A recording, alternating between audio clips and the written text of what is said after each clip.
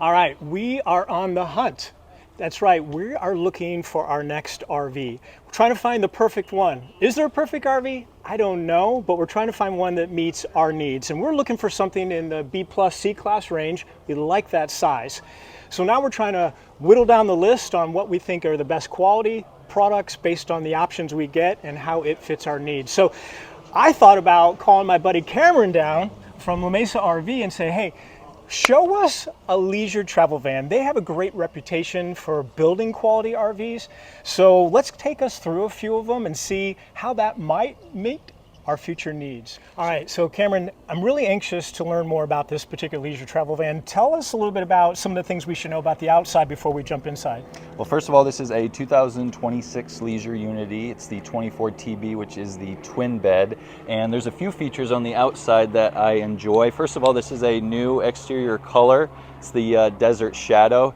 It's very unique compared to what you typically see. And then this also has the blackout package. So you've got blacked out rims. And then on the inside, you'll see the like the faucet and handles and things like that will also be black. So this is storage on this side? Yes, Yep. you have storage, and then you got your hookup stations. Yep, Going to and be more right storage there. here. More storage right there. That's the other thing. The flexibility of the twin bed will get you a little bit additional storage because you don't have a slide out. Pass-through almost. Yep. Yeah. So no slide out in this kind of allows a little bit more storage capacity. Very nice. Yeah, and I'm interested to learn more about the power setup on this. Yeah, so standard on this is a 270 amp hour lithium battery.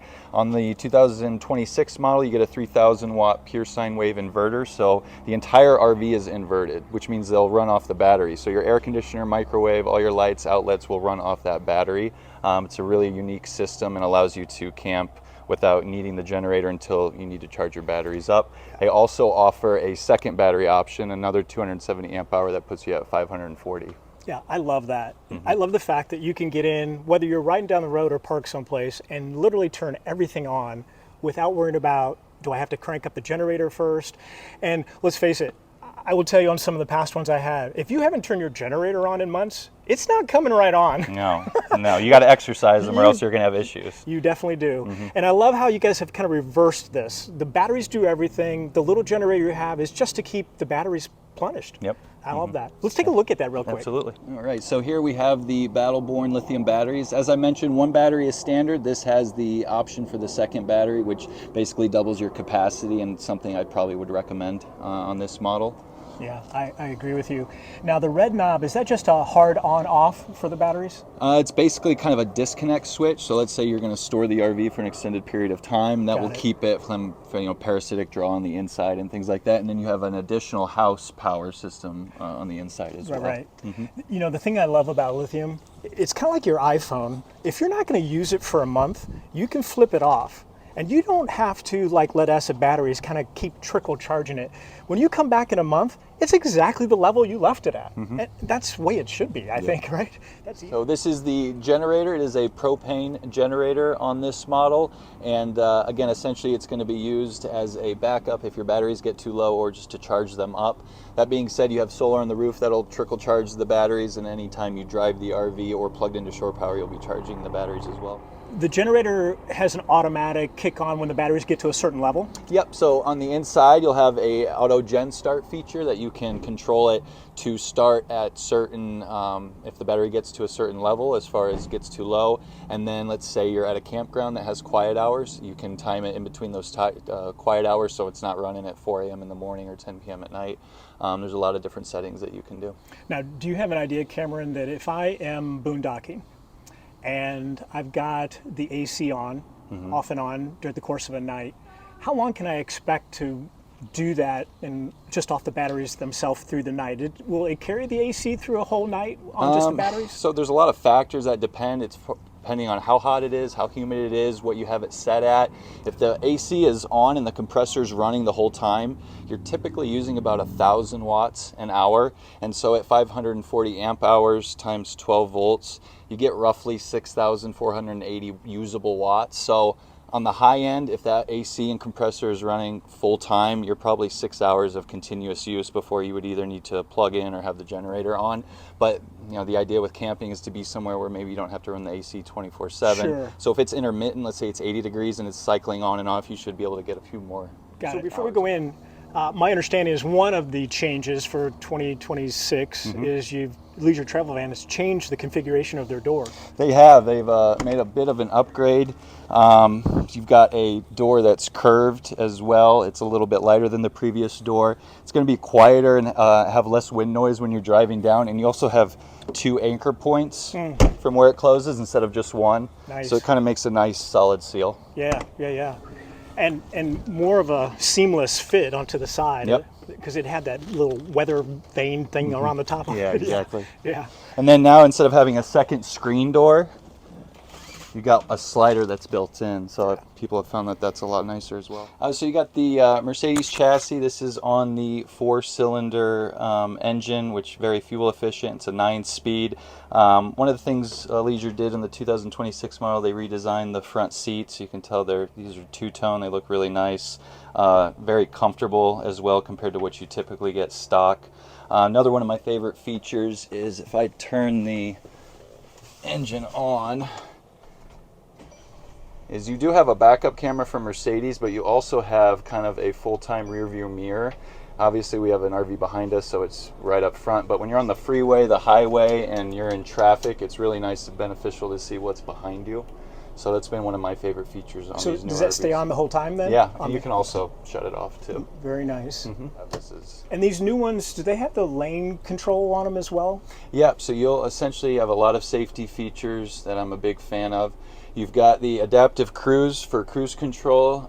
As far as assistance, you've got collision avoidance, so active brake assist, active lane keeping assist. You've got other assistance, traffic sign assist, attention assist. If you're in a area that you're not familiar with and the speed limit changes, it'll tell you what the speed limit is if you haven't been paying attention. So a lot of nice little features that help keep you safe and you know. Yeah, because that whole housing right there used to be up here, and then they moved it down there. Correct. For the 25 chassis, it changed from up here to down here, and they also slightly redesigned the steering wheel as well. Very nice. Very nice. Yep, especially on a day like today. Yep. And you got blackout or day screen if you want to keep the bugs out. And I'm noticing by looking up here, the AC's all ducted. All ducted, extremely quiet, very efficient as well. You also, on the 26 model, you do have a heat pump on the AC as well. So instead of using your furnace, if it's 40, 50 degrees, you can use the heat pump, which is nice and keeps your propane. Yeah, I like that a lot too. Now, briefly, what should I know about your infographic-tainment system here? Basically, everything here basically controls the RV system, tells you where your batteries are at. You can do all your lighting here as well. There's also an app for your phone that you can connect that, and basically you would have that screen on your phone. So if you're in bed, or if you're, let's say you're outside and you want to put the awning out and you're not, depending on how close you are, you can, make sure that you're not going to hit anything. Keep an eye on your batteries. It's just a really intuitive system. Yeah, no, I love that. I love that. And this one has, I guess is this an upgrade considered? Usually the option on the order form is it's a white laminate on here. Otherwise, you're going to get 2 options for the wood color. You get like a tan or like a white, and then the cabinets would match what that is, typically like this. It'd look like We're not using propane to cook. We're induction cooktop, which also like that. Yeah, very efficient. Induction stovetop, a little bit safer as well. Very nice. Now, 12-volt fridge, extremely efficient. You can use it if the RV's not level, if you're up in altitude, so it's been a real game changer. Yeah, and one thing we learned in the earlier RVs we had that had the dual fridge, where you had the propane power or electric, you would think you put on electric and it would just suck your power down, so you always switch it back over to propane. These, so efficient, so nice, and they cool down quicker. Huge fan of those. Yep. And you don't have the vents on the outside. Yep, and you can freeze ice cream too. And your famous little pantry. Again, you got all the black valances and appliances that kind of go with that package. So moving back decent sized bathroom. And I think it's porcelain, which is always nice. Mm-hmm. Give it that quality feel. And then across from that, we're going to have our shower, which latches the door here to close the two areas off. Very nice. So they put these little bars in here. I think what I've heard Dean say before is you can hang your swimsuits and stuff in here to dry, but I would imagine you could hang any clothes in here to kind of. So it looks like storage down here for something, shoes, what have you. Mm-hmm. Every little inch matters is when it comes to storage. No doubt. Also have the got it. Yep. So you've got where it is some of your storage. storage, and then that's from the outside. Remember how we went the pass through? Yes. Nice. Is it on both sides like that, or just that one? Yeah. So right here's Oh, you got there's that. your Laguna table. Yep. Now, where does that go? Is it up front, I guess? Yep. So you have that table that'll mount right there, and then Got it. When you flip those two chairs around. So a lot of storage back here, another TV. And do these come across to fill this in? They do. So if you want, you can leave it as two twin beds, leave you space to get up, or you can make it into one big bed. I believe it's nearly a king bed, plenty of space. So you got two storage areas here, one on each side, across from each other.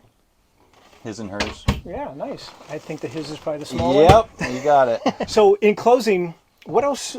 I guess we covered a lot of the cool stuff, but anything else we should know about to decide if this is the one? So basically, floor plan is going to be most important, what you're going to use it for. They offer many different floor plans based on what you need.